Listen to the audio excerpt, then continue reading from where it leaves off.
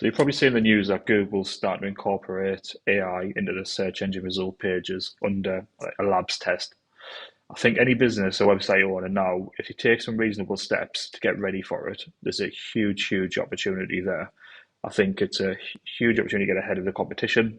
And in the grand scheme of things, there's not going to be a lot of stuff you need to change or level up in order to really take advantage of this. So one thing I just want to quickly go through is a bit of a story a previous website I used to manage. And I want to kind of run through some of the stuff that I'm seeing with client sites and just having conversations about. And the last part, I want to run through some of the stuff you can do today that's going to get you well ahead of the competition and really turn this into a really good opportunity for you. And lastly, I just want to run through why I think it's a bit conspiracy, I guess, but just kind of run through the thought process on why I think Google's had to incorporate AI, how I think GA4 is linked to it, and how I think paid search is probably going to fit into this as well. But I'll touch on it at the end if you're interested.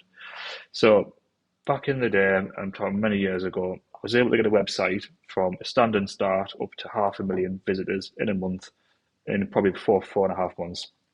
And the reason I was able to do that was around when Google launched in the news. So back in the day, you could apply for a news license, you would get kind of the rubber stamp from Google, you could push a post live, and within probably 60 seconds, it was indexed and it was probably at the top of Google for some really competitive terms. And I was a single publisher in this particular niche. There was a huge influx of traffic when I launched it, and basically the site went absolutely nuts. So did a really good job there. Now it's obviously being throttled back. In the news section, it's just not as strong as what it once was. But effectively, this AI stuff, I think, has the same opportunities that I saw then here on a bigger scale. So there's this huge, huge opportunity here. And the first question I always get is, if AI is taken over or AI is being considered into search, is it going to impact SEO? Is it going to kill off the industry? And my logic here is, for every single Google search, there's always going to be more websites that could answer that search than required. So, if you're searching for an answer, you're searching for a product, there's always going to be more websites selling that product, more websites answering that question than you can possibly get around in a day. So supply is always going to outstrip demand. The only exceptions, I guess, if it's a controlled manufacturing process, so legislative products like specialist items which have to be licensed and things like that, controlled manufacturing. But on the whole, supply is obviously going to outweigh demand on a lot of the search terms. So that algorithmic process of identifying which website is going to be shown first is where SEOs will always reside in. So Google's always going to have to do a selection process in order to dictate which website appears first, which one we can see. And that's ultimately SEO's job, is to understand what that logistics is, that process, and try and get a favourable action when that algorithmic thing takes place as well. So I think Google's selection of a website, which one to appear in which order, is not going to change. What could change, and I think will change, is the logic that that process goes through. So at the minute, Google's kind of looking at more signal-based ranking factors, and I think what's going to change is more of a data source focus. And I'll run into that in a bit later, what I mean by that. Another thing to consider in your business as well, a lot of people kind of don't look at this way, is how many people visit your site on a month. So using my site for an example, I think in the last month, around 400k people see my site in Google, and I probably get 3 to 15 leads in a week potentially on a really, really good week at high end. So there's a huge drop off there between that 400k people who do a Google search, see my website in the SERPs, and then the amount of people that actually engages as a business.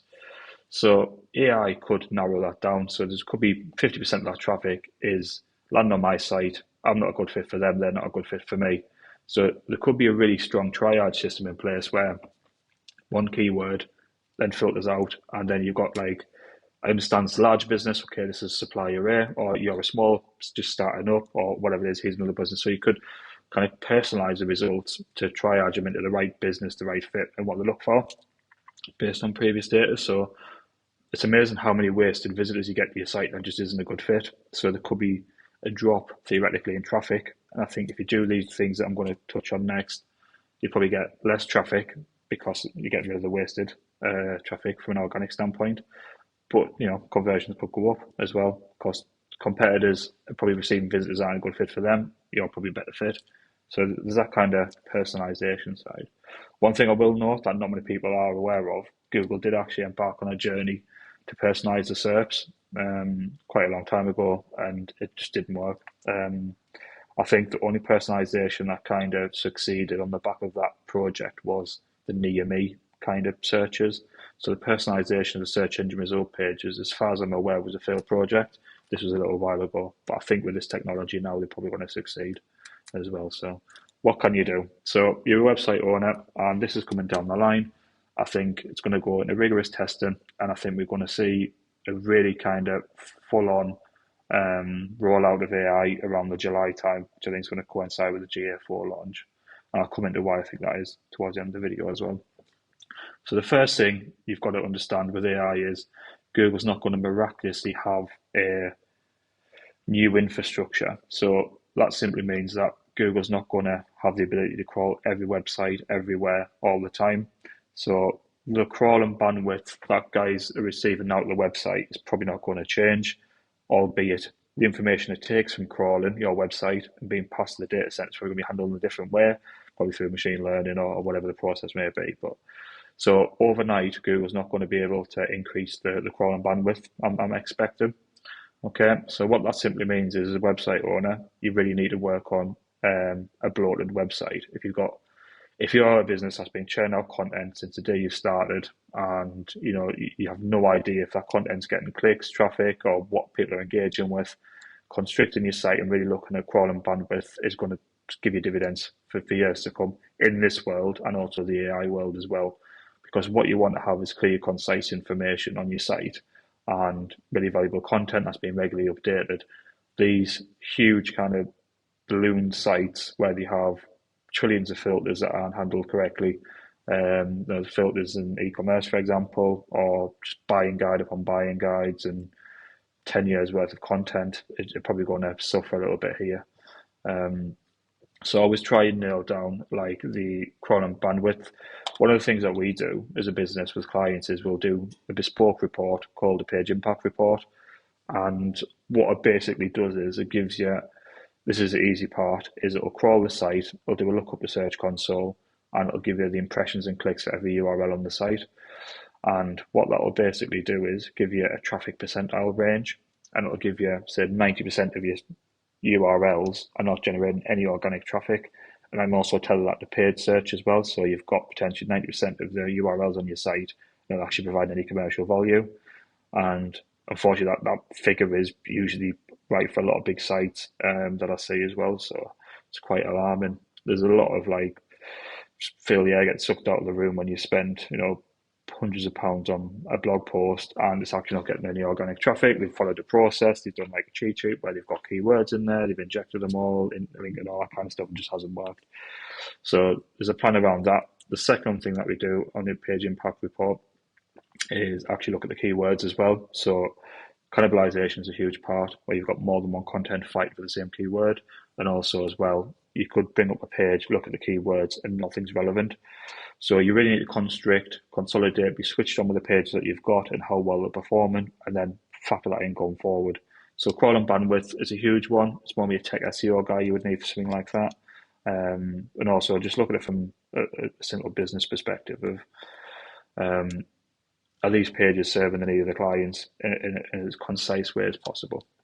The second one is a huge opportunity, and it follows on from content, is I think there's going to be a bit of a switch over from a reflection of content over to more semantics-based content. So, for example, one example Google gives you on this AI machine learning path is it's like a purchasing a bike. Like, gives examples of a bike that's really suitable for a 5 mile journey, for example. And what you can see along the bottom there is questions. So, like, how long does 5 miles take to cycle and all that kind of good stuff. Old world SEO, you would basically have like a guide of, I don't know, cycling for beginners, and you would have like maybe H1 or H2 question is how long does it take to cycle 5 miles? What ChatGPT's definitely learned is you would not need to have that as a title. What you could have is a paragraph that just summarizes, how long it takes to cycle on average, and then what that will basically do is take that information, understand the semantics behind it. So actually getting like For example, in regards to things like the FAQ section, a lot of people make an effort to write the question exactly how a user would ask it. Whereas I think what's going to happen is it's going to crawl the site, understand exactly what you mean, and just pull out gems of information. So it's really important not to write around search volume, but to go back to the signal versus data source ranking factors is to give Google as much information I can latch onto to use yours over the competitors. So that's a huge one. Another one is wraparound content. So this is a challenging one, and it's industry specific of what you can do, but it's a way to stand out absolutely massively. So, for example, if you had a product there using the product description from the manufacturer, adding things like width, height, secondary purposes, wraparound content. So, what are considerations you'd have when purchasing, so that's a bicycle, for example, and like how to repair paintwork. So, you basically extrapolate this wraparound content in a very concise fashion. And what that would basically do is allow Google to enrich the search engine result pages using AI. So, you would have things like okay, you want a bicycle that's ideal for a 5 mile journey. Well, actually, what also you need to consider is how to secure your bicycle when you get to work, or what's the best places to save, put a bicycle overnight. Can I get rain damage if it's left outside? So basically, Google will look at an entity and it'll probably prioritize the websites which are authoritative and give wraparound content around certain topics which aren't really considered by other members within the industry as well. So, there's 100 say e-commerce brands that are supplying Alibaba products who are all using 99 of them are using the same image, the same content. Perhaps the site's different, loads different speed, but if you kind of rewrote that product description with as much information as you possibly can, so you'd have like tech specs, you'd also have like buying guides and a really enriched product page, PLP, then PDP, then you would basically have an advantage because Google can latch onto the data, it can bring it out in the search, but it'll also credit you, hopefully, as well with that information. So you should be in the source list. So, and the last one, I think the battleground for SEO is going to change from the typical content over to media. So it's probably going to be fought in the studio for a lot of clients, I think. So what do I mean by that is there's some really interesting developments around Google Maps where they have like really interactive they have like birds in the sky, or they take images from people who snapped it in and around, say, New York, for example, and they'll amalgamate it all together. So if you create like a little mini studio in the corner of your warehouse and you get your own snaps, the first thing you'll do is instantly stand out because it'll give Google additional information it can latch onto to then serve in the search engine result pages. But also one thing, and this is one thing I'm really working on, is video. So long form video, short term video. As well is going to be really, really important. Also, in real customer usage, so actually encouraging customers to send images. Another data source could be reviews as well. So if you encourage people to leave reviews, product, but actually try and prompt them to speak about certain things. So how was delivery? Is anything that you've got this product, you've unboxed it, you've used it. Is there anything you're doing now that you didn't consider at the time of purchase? These would be the golden gems, because going back to the cycling one is, I don't know, bicycle, say, okay, the wheel was, the spokes are equally distant, so I can get a chain around to tie it up. So it's like little nuances of information that Google can latch onto and then bring out on the surface and enrich it, because it wants to present like literally a full entirety of a product, of everything everyone needs in a search. And people who go above and beyond to provide Google that information as well is going to be really important.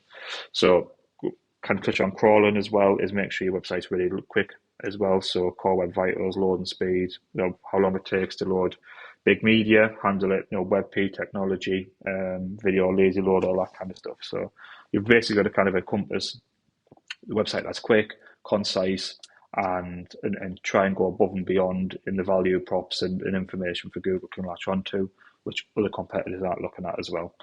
So that's kind of the three areas. So you've got quality and bandwidth, make sure that the page that you've got are there, content as well. So you've kind of got reflection over semantics, wraparound content, and media. And ironically, I think as well, padded and fluffy content is probably going to get hit the hardest when it comes to AI. So what's going to do is just literally skim around the fluff, get the core information from that content and then bring that out into a bit of a reformed kind of content. But a lot of people have used ChatGPT to kind of create fluffy content. So they'll give direct instructions to write a 500-word article. When in reality, if you copy and paste that 500-word article back into ChatGPT and say summarize it, that one or two sentence that summarizes that is probably what's going to be shown in Google. So I think a lot of people who's used ChatGPT are probably going to feel a bit of a pinch there, where they've literally fluffed out the content for search, and search is going to turn around and say, well, actually, I don't need all this content. I know what you mean just by these two sentences that I've summarized. So it's going to be an interesting kind of to and fro there as well. So last couple of points is this is going to shred a lot of industries. So literally the value of an industry overnight is probably just going to dwindle in some certain areas. And one of the things that really makes us effective as a business, like with the team that I've got, Victor and recently Jack, is we all handle affiliate websites. So we like literally know the pain points of almost every CMS because we're running affiliate sites on each platform. Wix, Shopify, WordPress, and what that basically does is it gives us like a low risk environment where we can just test anything. And one of the things that's kind of dawned on us is affiliate sites are probably going to take the biggest battering. Some affiliate sites, traditional affiliate sites, because what affiliate sites tend to thrive on is they'll take multiple data sources and put it together into. So what we'll basically do is get the content put together. So you have like reviews, or you'd have information that wouldn't be present, or you'd like discount code and things like that as well. So anything that transfers information or amalgamates it together and puts it all into one doc could be a bit of a challenge as well. But yeah, so affiliate sites I think is going to cause a big downturn because you're normally content based as well, and that content now. If you think of the steps of a content writer, they'll basically look at multiple sites, take notes, regurgitate it, and then put it as an affiliate blog piece. AI is just going to tear through that like there's no tomorrow, in my opinion, as well. So I think affiliate sites are going to take a bit of a battering on there as well. But obviously, we manage affiliate sites internally, we'll be able to see that as well. Informational sites as well is non-transactional. So the information that you guys put out there can be condensed and then tailored to that user. So actually, it comes back to this wasted clicks perspective as well, where if you've got less people hitting the site, they've got the information they need, probably saves you bandwidth as well. So content industries like that is going to take a battering. I'll do probably a bit more of an in-depth video on that a bit later, but services, where you physically got to go out there and get the service. So I'm thinking like kind of hairdressers and stuff like that as well are going to be absolutely fine because you cannot, any industry that hasn't been touched by Amazon is probably not going to get touched by this because you obviously need a physical service there. Things like paintballing or whatever that may be. So yeah, it's going to be a big change there, big opportunities, and just do the right things, what the user expects from search can kind of give you a glimpse of what you'd expect to see Google incorporate. So as much information as possible. Now, I guess this is kind of the conspiracy side, I guess, but I have a funny feeling that July is going to be the month where this all comes to a head. And I think it all kind of revolves around the GA4 side. So bit of a backstory on that. One of the things that I get asked a lot about is PMAX kind of AI machine learning technology, and can we not use that as a sense checking against what's coming down the line with SEO, I guess. And my feeling is, and this is just my opinion, but Google's played an absolute blinder, I think, when it comes to PPC. So many people probably understand that back in the day before PMAX, Google had a chronic problem with people running search and shopping, and not many people would uptake display because the ROI just wasn't particularly there. Things like Gmail ads, discovery, display in general just wasn't really viable for a lot of the brands, and people just circumnavigate around it and just run search and shopping. So what it feels like they've done is they've enhanced things like target CPA and target ROAS technology, but they've put it together in a bit of a bundle deal where you have to adopt display into a campaign type. The other thing as well is uptake of broad match keywords was on the decline as well. So I think Google's kind of identified that broad match brings revenue. Display, they'll have trillions of pounds, I would have thought, in unutilized asset and inventory there in display that just isn't being used. And they've kind of amalgamated broad match display inventory within a search campaign and shopping campaign on a broad match basis. So they basically bundled up all the tech that no one wanted to use with the tech that people are using the framework of the automated bidding strategies like target ROAS, impression share, and CPA. So I think Google's played an absolute blinder where they've managed to increase the uptake in display and broad match keywords absolutely phenomenally. Obviously, negative keywords with PMAX isn't viable as well. So that's kind of got me worried. So the way I've tested that is I've literally dropped PMAX in regards for DSAs, shopping, and manual search campaigns and stacked it that way. And the logic is you will get them three campaign types using target ROAS with target ROAS without the display wastage spend as well. So that's kind of what the thought process was with things like PMAX. But one thing that people are really considering is everyone knows, I guess, Google Analytics UA, the revenue figure that's reported in UA will never fully tally up with the central system that you use for financial reporting. You expect that kind of variance there. But one thing I didn't really encounter for was the discrepancy between UA revenue and GA4 revenue. So there's a lot of clients that will run a side by side, see a huge variance there between the two. And one of the things that I think that is obviously the cookie policy, the GDPR, where essentially if someone declines a cookie policy, GA4 is a non-essential tracking metric, and it can just completely waive the right to track that client on your site using GA4 when they've opted out of it. So GA4 is naturally on the back heel for right or wrong reasons around data protection, around tracking. So there's not going to be a fully accurate picture there in regards to the users on your site. So GA4 is obviously going to be the guiding light of PMAX going forward because it's very data driven. So essentially, there's going to be a chunk of clients there that Google GA4 won't see, and it's using that data to optimize the campaigns. So I think one of the things that Google's done to mitigate this is GA4 out of the box will track more soft metrics, so things like scroll, click, all that kind of stuff. So the engagement metrics will help, but they're currently going to lose a lot of data around transactional, which is really important for fueling the campaigns with these automated bidding strategies.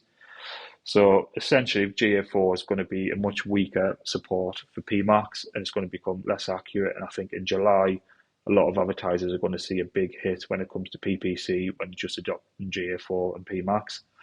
So what's the fix? The service will have to change. Obviously, don't want like an uproar in ROAS being hit on a global scale where essentially the campaign types, which are built on data, that data's integrity is not as complete as what it once was. So obviously that's got to impact performance no matter which way you slice it.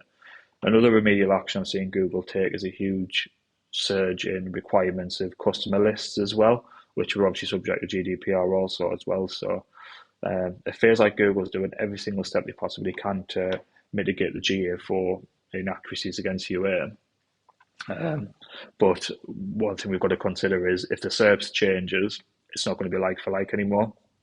So I guess you could add more products in there, or you could tailor it so the people at the point of acquisition are being seen a more relevant list in there as well. So I think when GA4 is the only player in town when it comes to fueling data with GA4 and PMAX performance, then that's when the service will have to change because it's not going to be like for like. It's not going to be nowhere near as accurate as what it was with PMAX. So I've got a funny feeling July's going to be the month when it all kicks off. So it's definitely important to start working on this stuff now. I might be wrong. It's just a good feeling. It's just what I've seen with PMAX. Especially if you try and get AI incorporated now into dedicated AI into PPC as well. I think that's going to be a huge step change as well in there. So yeah, it's all kicking off. It's all really good. There's huge opportunities there for anyone who kind of adopts this as well. Early doors, makes the right moves on the site, and I'll do some more follow-up videos on the tests that I'm running as well on some of the AI stuff that's in the labs, and hopefully see if we go from there as well. But don't sleepwalk into it, because if you sleepwalk into it, you get left behind. There's definitely people now. ChatGPT's kind of inflamed a lot of people's ability to react quickly to stuff like this as well. So everyone's seeing the value in ChatGPT now. People who left it too late and behind the curve, people who had started up from day one, is probably well ahead. Albeit they're probably going to suffer when it changes. But people are now reactive, a lot more reactive with all the volume of changes that are coming through. So don't get left behind. I think, keep pressing ahead and do the right things. And if you're ever stuck for SEO, the thing you can always look at is it's not necessarily what Google looks for on your site, it's what the user looks for on Google. So anything to enrich the search engine result pages is typically a really good move as well. So that's one way of looking at it. If you've got any questions, websites in the description box, just drop us a line. Obviously, social media channels are in there as well. And yeah, it's going to be interesting to see the next few months. I think the last 12 months of search has probably been the most exciting it's been in a long time. Obviously, the Project Maggie, which is coming to a head, Yandex leaks, then you've got ChatGPT and all that other kind of good stuff. So, final thought I'll take you with is obviously search is an exclusive to user acquisition as well. So obviously, social media and other form of contents, when you observe what they're doing, is really important as well. Where Facebook, for example, or any social media channel, if you have 1,000 followers, you do an update on that platform, you'll never get in front of 1,000 people who follow you. What typically happens is you've got to pay to play, so you've got to sponsor that content. I think Google could be going a similar way potentially, where to get that reach, where you get 100% impression share, you've got to pay to win. It might be a case that we see impression share within the SERPs actually when it's very customized at some point in the future. So yeah, the ecosystem with other stuff like that, like YouTube Shorts, so short form content, get more video out there, and yeah, people don't want to wait about. I always remember this example when I first got an iPhone, and I hadn't used one in a while. It used to be one button to turn it on and off, and I literally Googled how to turn an iPhone off. First listing was absolute long form content, thousands of words going through the anatomy of the launch of the iPhone, and then there's like a little section of what buttons you need to press to turn it off together on each side.